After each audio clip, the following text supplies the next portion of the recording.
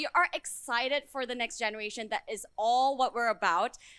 Those of you that were here in the morning, I had a little bit of an outfit change for this session because it's going to be super important. But we're talking about investing in the next generation, and what a time to be alive, to be thinking about the next generation, right? We're in an environment of VUCA where there's a lot of volatility, uncertainty, ambiguity. And we're thinking about what do we need to do to future-proof the next generation. And of course, women are an important part of that. If you were here this morning, my name once again is Sarah Chen Spellings, co-founder and managing partner of Beyond the Billion, which was launched as the $1 Billion Fund for Women, the world's first and largest global consortium of venture funds. So to get started, let me turn first to the most impeccable, Jennifer, who started her career really as an engineer turned banker. And I hear that you started with a very much fixer-upper attitude, being exposed to the world of DIY and Lego blocks. And today you're using that tool set that you've built over the years, thinking about finance, capacity building, creativity, engineering, to engineer the future generation through education. How'd you get started in this journey, and tell us more about your passion here, especially in investing in girls? Great, thank you. So it's almost been 15 years in the education industry. And as Sarah shared, I'd come from finance. And when I stepped into education, what I really wanted to do was to bridge the gap from K-12 into what we call real world or the workplace. And back then, 2009, financial crisis, what I really saw was that need for adaptability, skills capacity, and that's how it started. Fast forward now, the same theme goes, but we're living in a digital world and things are changing very, very fast. And so those gaps that we're trying to close for K-12 is really in terms of like, how do we keep up with the pace of change in order to equip our future generation to be future ready? So at CTF Education Group, we are on that mission to empower the next generation to be future ready. And the work we do is focus on K-12, both in school management, operation, and advisory, but also looking at innovations in K-12 and just to see how we can bridge that gap. Yeah, so I want to come back to, sort of the gaps that you're seeing and how things are changing. But of course, top of the line, we're talking about from K-12 to the boardroom. Fiona, you've been at this for a while in many different ways. We were talking about the 30% club and quotas. Is that a solution in this market or not? So many topics we could cover. But maybe in the short amount of time that we have to really sort of power pack this session here, what have been the trends that have been encouraging from women in leadership? And are you seeing, you have a program of goals in STEM as well. Are you seeing the pipeline coming through in terms of the next generation? Yeah, well, thanks. It's great to be here and talking about this topic.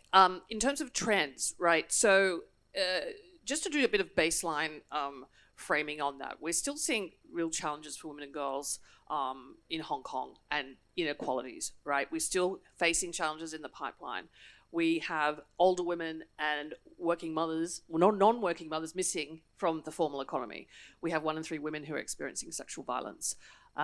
We have so many challenges, and for women and girls who have particular racial background, ability background, socioeconomic background, those challenges are deep. So the challenges for women and girls are not just challenges for women, but for our whole economy and society. And so therefore, the benefits of gender equality help everyone.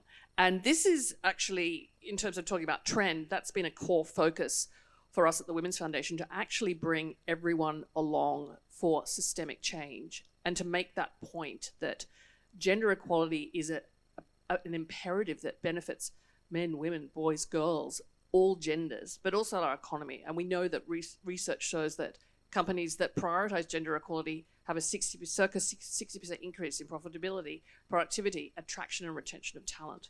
That couples are happier when they're sharing household duties.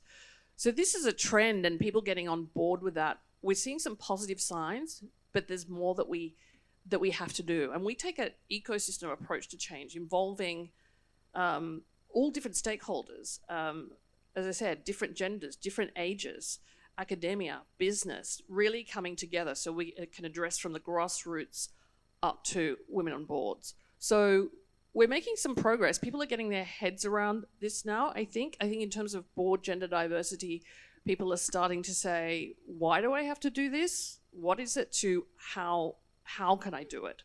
So that's the positive thing, that we're starting to see some mindset shifts, and that's the thing that excites me. Yeah. And what still are some of the gaps that frustrate you?